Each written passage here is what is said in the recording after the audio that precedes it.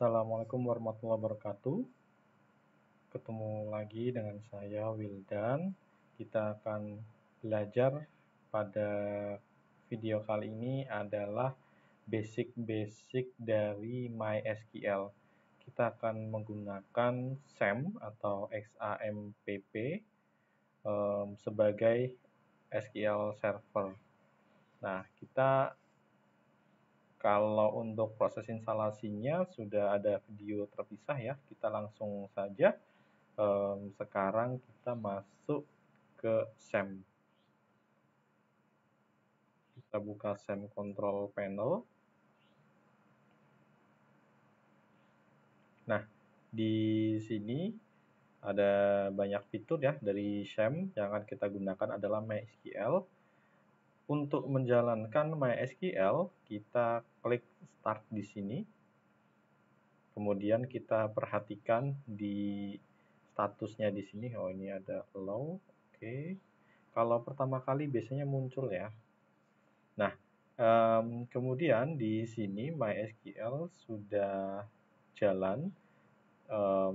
Bisa kita lihat di sini status change detected running. Nah, artinya sudah berjalan. Bagaimana kalau terjadi kegagalan ya, ada masalah stop di sini tidak bisa running? Sebenarnya banyak penyebabnya. Penyebab paling sering adalah adanya aplikasi lain yang sudah menjalankan MySQL di laptop Anda. Gitu. Jadi sebenarnya MySQL ini kadang dia itu bundling atau terpaket dengan aplikasi-aplikasi tertentu. Untuk mencarinya, Anda bisa cari di add or remove program ya di control panel, kemudian cari di sana add or remove program. Kemudian coba dicari apakah ada MySQL atau tidak, gitu ya. Kalau ada MySQL di sana, berarti mungkin perlu di uninstall. Kadang ada yang software tertentu, paketan gitu, ketika diinstal termasuk ada MySQL-nya. Nah, kenapa kalau sudah ada tidak bisa? Karena MySQL ini dia berjalan menggunakan protokol jaringan. Nah, di mana dia akan menggunakan alamat port. Alamatnya adalah ini 3306. Nah, alamat ini harus unik ya. Setiap komputer atau server di sini tidak boleh ada dua program yang menggunakan port yang sama. Nah, gara-gara ada MySQL yang lain, sehingga ketika ini akan di-start tidak bisa karena sudah ada aplikasi yang menggunakan port ini, gitu ya. Nah, umumnya paling banyak kasusnya adalah itu. Tapi mungkin juga ada masalah karena install yang nggak lengkap dan sebagainya, itu mudah tinggal di uninstall SAM-nya, kemudian install ulang. Gitu aja. Nah, kemudian di sini ada stop untuk menghentikan, ada kolom admin, config untuk ngatur, logs ini untuk catatan. Kemudian di sini kita langsung ke shell. Nah, ini untuk masuk ke MySQL kita paling mudah dari shell di sini. Oke, ini dia. Kita akan dibawa ke command prompt ya, di mana kita sudah ada di dalam directory SAM di sini. Oke, kita langsung aja perintah untuk masuk ke MySQL. Karena kita membutuhkan akses sebagai root ya, maka kita akan masuk sebagai root.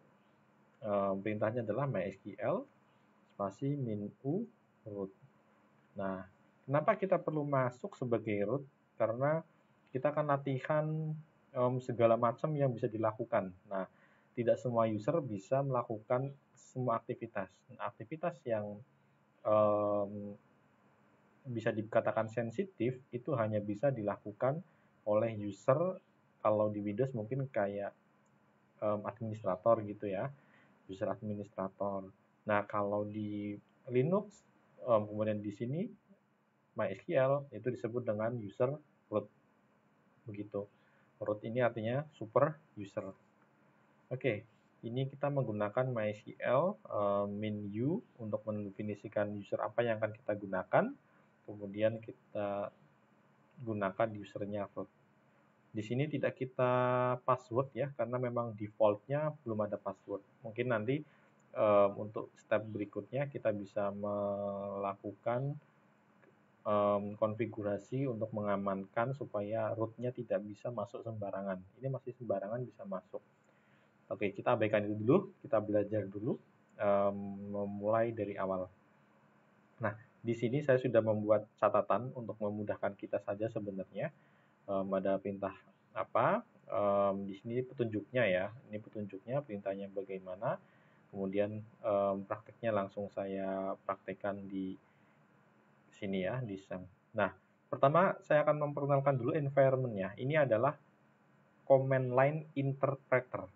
Jadi, eksekusi program, kalau kita biasanya menggunakan GUI itu tinggal klik-klik gitu ya. Udah ada kursornya kayak gini nih. Nah, untuk di SAM ini masih menggunakan command line interpreter. Jadi perintahnya harus diketik gitu ya. Kita mau mengeksekusi apa harus diketik. Nah, maka di sini kursornya itu berupa ya, kalau kalian perhatikan ini ya. Ini adalah kursor dari MySQL kita ya. Nah, di command line interpreter seperti ini. Nah, kita perhatikan lagi di depannya. Ini ada MariaDB. MariaDB adalah nama aplikasi kita, namanya MariaDB. Kemudian di sini non ya, artinya belum ada database yang kita masuki gitu ya. Yang akan kita modifikasi, masih belum ditentukan. Nah, oke, itu pertama mungkin kita akan coba melihat bagaimana isi dari database ini gitu ya. Dari aplikasi MySQL ini kita punya database apa saja. Untuk melihatnya, nah di sini ada perintahnya sudah saya tulis di sini biar mudah. Create ya, database, kemudian spasi lagi, nama database dan diakhiri dengan titik koma. Setiap perintah akan diakhiri dengan titik koma ya. Create database nama maaf, ini untuk membuat ya, untuk melihat menampilkan ini menampilkan ya, show databases. Pada dasarnya ini semua menggunakan bahasa Inggris ya, jadi mudah dipahami. Oke, show databases. Nah, ini untuk menampilkan semua database yang kita miliki. Di sini database saya ini fresh install, jadi adanya database information schema, MySQL, performance schema, PHPMyAdmin, dan test. Ini bawaan dari SAM semua. Gitu ya, belum ada database buatan kita. Nah, misalkan kita mau buat database gitu ya. Saya di sini akan contoh, misalkan kita akan membuat database dengan nama misalkan akademik.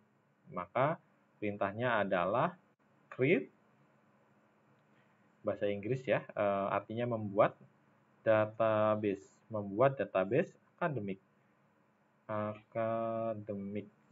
Oke. Untuk memudahkan Anda dalam memahami perintah-perintah, saya usahakan untuk membedakan mana sintaks ya atau perintah dasar, mana penamaan.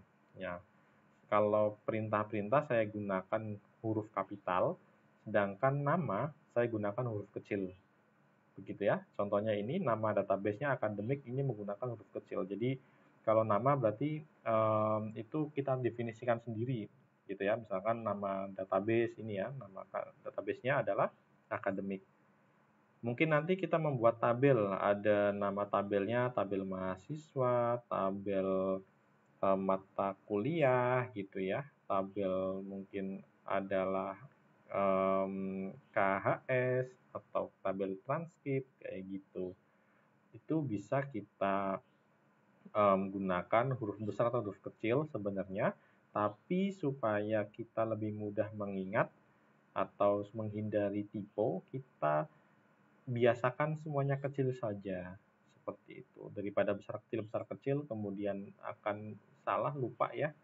Nah, itu malah bikin error nanti. Begitu aja, namanya akademik ini adalah nama database-nya. Oke, sekarang sudah ada query oke, satu row affected gitu. Nah, artinya kita sudah berhasil lah. Query oke ini, udah query oke. Jadi query tadi berhasil. Kalau ada errornya nanti akan muncul. Oke, sekarang kita coba bagaimana kalau error gitu ya. Misalkan di sini saya tipe misalkan ini tuker create-nya salah misalkan. Ini saya sekali lagi adalah contoh yang salah ya. Misalkan namanya dibedakan kuliah misalkan begitu. Oke, ini harusnya akan error. Nah, gitu ya. Oke, sekarang sekalian saja saya bacakan atau saya bantu bagaimana cara kita memahami pesan error. Jadi di sini ada keterangannya, sebenarnya enak sekali. Sudah bisa kita baca. You have an error in your SQL syntax. Kamu memiliki atau melakukan kesalahan pada sintak kamu. Check the manual correspond to your MariaDB server version for the right syntax to use. Nah, jadi disuruh cek manual sebenarnya, petunjuk gitu ya. Tapi kita langsung fokusnya ke sini aja. Use near, nah create database kuliah. Nah, ini kalau kita di sini masih satu baris mungkin kita mudah mencarinya ya. Tapi kalau barisnya udah banyak nanti kita lihat di sini bagian yang mana yang error. Nanti coba kalau dari barisnya banyak kita coba lagi. Oke, di sini ada keterangan ini. Kita perhatikan baik-baik apa yang salah di sini gitu ya. Oke, ternyata ini salah. Harusnya create itu seperti yang ini ya, create. Nah, harusnya seperti itu. Oke, kita coba lagi benerin. Create, kemudian database, terus nama database-nya. Nama database-nya adalah kuliah. Gitu, titik koma, enter. Nah, ini sudah berhasil. Oke, untuk membuktikan kita bisa melihat database-nya, daftar database menggunakan perintah show databases. Begitu ya. Oke, kita tinggal tekan arah atas untuk melihat perintah yang sudah pernah kita eksekusi ya. Ini arah atas, arah bawah ya. Kita tinggal cari aja. Kita coba cari show databases. Oh, ini ada. Jadi tidak perlu ketik-ketik ulang ya. Walaupun kita itu repot harus ngetik-ngetik, tapi juga kita dibantu, dipermudah dengan adanya history ini. Tombol arah atas, arah bawah ini history. Nah, di sini setelah kita eksekusi perintah tadi show databases, kita sudah melihat di sini ada akademik, ada kuliah. Gitu ya, itu perintah untuk melihat database. Berarti sudah melihat database, kedua sudah membuat database akademik. Ketiga, kita mungkin akan coba bagaimana kalau misalkan database-nya salah mau kita drop. Gitu ya. Kita coba perintahnya adalah drop database. Nama database-nya kuliah begini. Oke, titik koma, enter. Nah, sudah hapus. Coba kita lihat soal database lagi. Sudah tidak ada lagi database kuliah. Begitu. Oke, sampai dengan saat ini kita sudah bisa membuat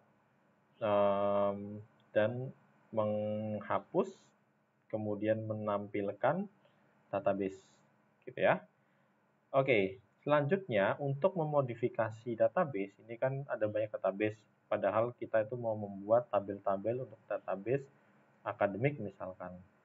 Nah, untuk membuat database akademik, berarti kita harus menetapkan dulu yang akan kita modifikasi adalah akademik. Caranya adalah ini di panduan yang saya siapkan ada menggunakan database use spasi nama database titik koma. Semudah itu ya. Jadi tinggal use kemudian nama database-nya akademik titik koma. Enter. Oke, di sini bisa kalian perhatikan. Bentar, ini kursornya saya geser ke bawah dulu. Oke. Nah, bisa kita perhatikan bedanya sebelum kursor, antara sebelum menggunakan use akademik, ya di sebelah kiri kursor ini ya, sebelum use akademik dan setelah use akademik. Kita bisa lihat ketika sebelum use akademik, sebelah kirinya itu non, artinya tidak ada database yang kita kelola. Sedangkan setelah ada use akademik, di sini database-nya ada tulisannya akademik ya. Nah, artinya kita saat ini sedang mengelola database akademik gitu. Jadi perubahan apapun yang kita lakukan setelah ini akan berpengaruhnya ke database akademik. Gitu. Nah, biasanya setelah kita masuk ke database akademik, langkah berikutnya adalah kita akan membuat tabel. Gitu ya. Di sini kita belum menentukan tabel apa yang akan kita buat. Misalkan tabel mahasiswa gitu ya.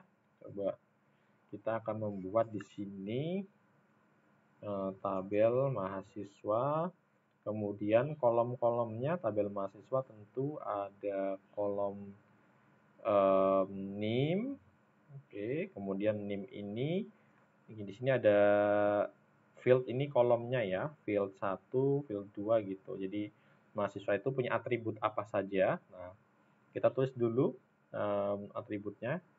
NIM, kemudian mungkin bentar, ini saya bikin kecil semua ya. NIM, kemudian nama, misalkan alamat, kemudian tanggal lahir, saya singkat saja biar pendek, kemudian gender. Oke, mungkin perwakilan segini dulu cukup saya rasa. Gitu. Nah, untuk NIM, tipe, ini kan ada field 1, ada tipe, begitu. Nah, untuk tipe, kita ada secara umum sebenarnya ada numerik, ada teks ya, dan ada waktu ya. Waktu itu tanggal, jam, begitu. Nah, kebetulan di tabel mahasiswa ini semuanya tipenya teks ya. Ini untuk latihan kita coba saya kategorikan satu dulu aja. Nanti kita bisa explore lebih banyak tipe di video yang lain ya. Oke, untuk NIM karena ini adalah karakter, jadi NIM kan biasanya misalkan di kampus saya itu kode prodi misalkan teknik informatika gitu ya. Maka kode prodinya A11.2000 sekian untuk angka tahun angkatan, kemudian baru belakangnya adalah nomor unik. Nah, sehingga di kampus saya itu kombinasi NIM itu isinya adalah kombinasi dari angka, huruf, dan tanda baca. Ya tadi kan ada A11 gitu ya. A11 berarti ada A merupakan huruf, 11 itu merupakan angka, kemudian ada titik ya, sehingga ada kombinasi dari ketiga tersebut. Nah, sehingga kita bisa menentukan bahwa NIM ini berupa data dengan tipenya adalah teks ya. Nah, di sini bisa kita gunakan varchar. Kemudian kita definisikan dia berapa digit, berapa banyak karakternya gitu. Nah, kebutuhannya berapa? Misalkan saya kira-kira kalau di kampus saya ini varchar 14 karakter begitu. Kemudian untuk nama ya, nama kira-kira nama itu paling banyak berapa huruf gitu. Jadi supaya setiap mahasiswa itu namanya bisa dimasukkan di sini. Ya, mungkin kalau zaman sekarang namanya panjang-panjang, jadi saya berikan varchar 30. Jadi tipenya adalah teks ya, string, kemudian panjangnya maksimal 30 karakter gitu. Nah, selanjutnya adalah alamat. Kalau alamat ini biasanya panjang banget, Maka saya tentukan varchar 100. Nah, tanggal lahir ini berarti tipenya adalah tanggal ya, maaf. Tipenya adalah waktu ya. Nah, waktu ini ada date untuk menentukan tipe sebagai berisi tanggal, ada date time. Jadi ada date time itu ya tanggal plus jam. Ada time dari jam aja, dan ada years gitu. Jadi ada tanggal aja, tanggal dan jam, ada jam aja, ada tahunnya aja, seperti itu. Nah, ini kita bisa tanggal lahir biasanya ditulis sebagai tanggal aja gitu ya, nggak ada jamnya. Maka kita tentukan di sini date. Kemudian gender ini tipenya kita akan tulis dengan kode aja, jadi varchar 1.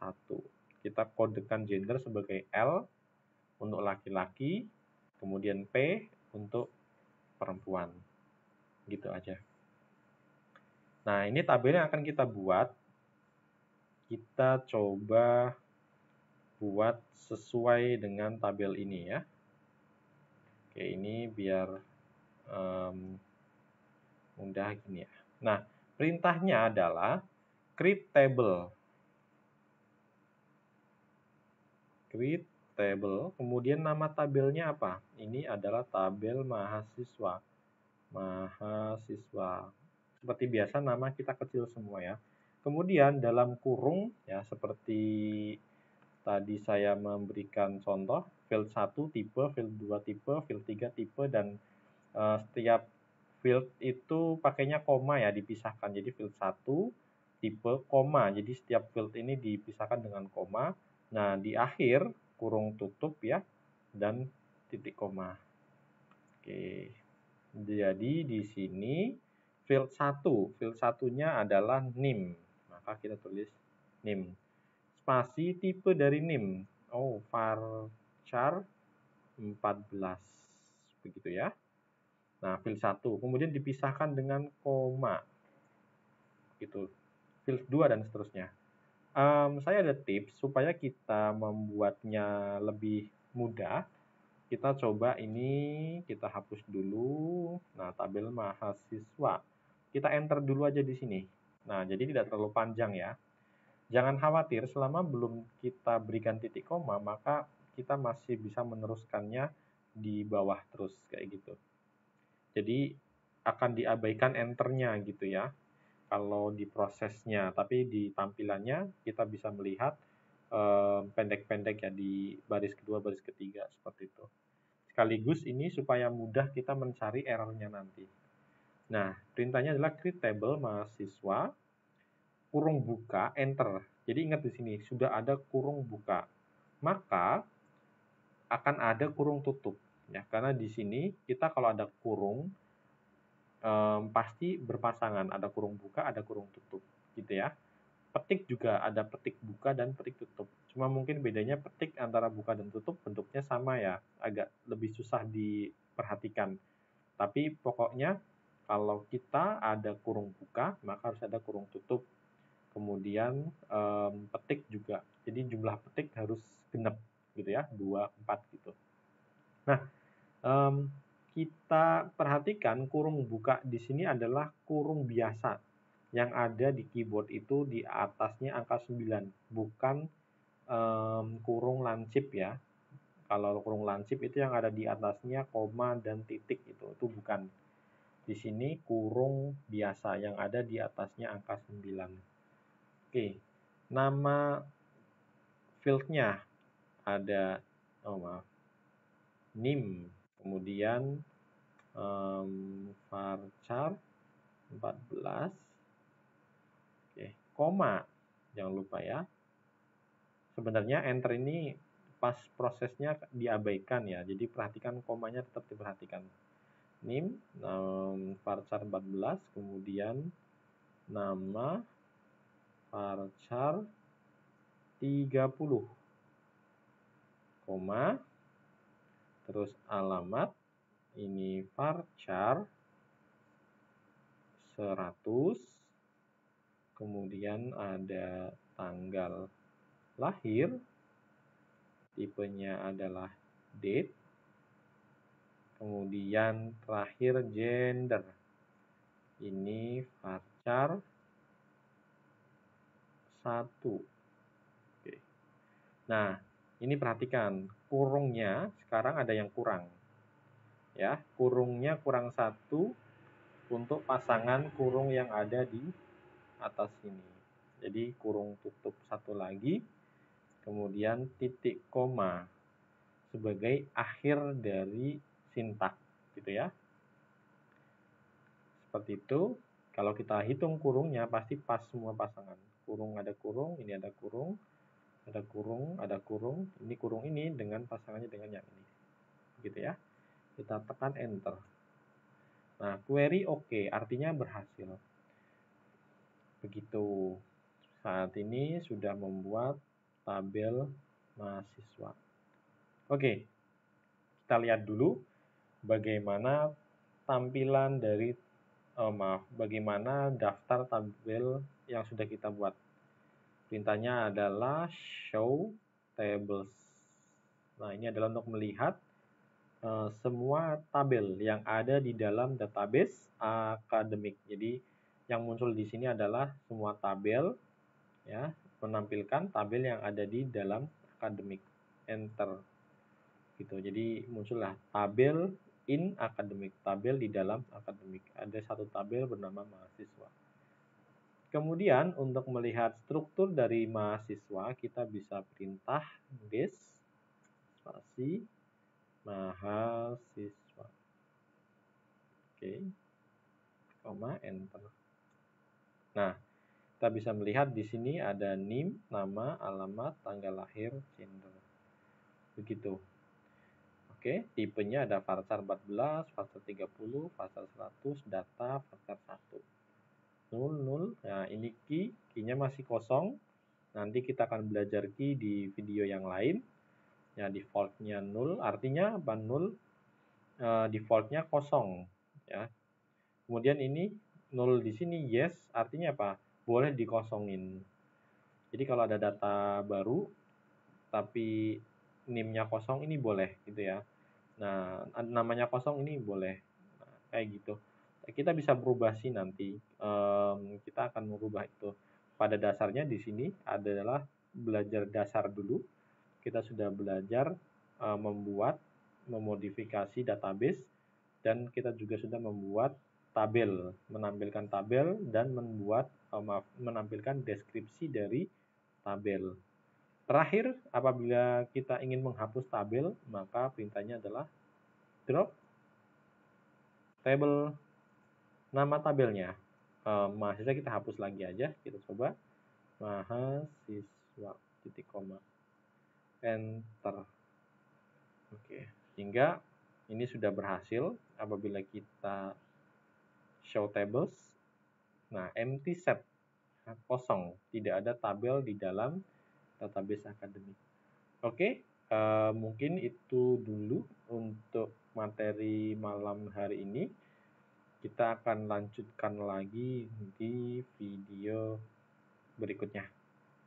Dari saya cukup sekian. Terima kasih. Bila ada yang ingin ditanyakan, silahkan tanya di kolom komentar supaya bisa saya tanggapi, atau mungkin kalau panjang bisa saya buatkan video khusus untuk menjawab pertanyaan Anda. Jangan lupa subscribe. Assalamualaikum warahmatullahi wabarakatuh.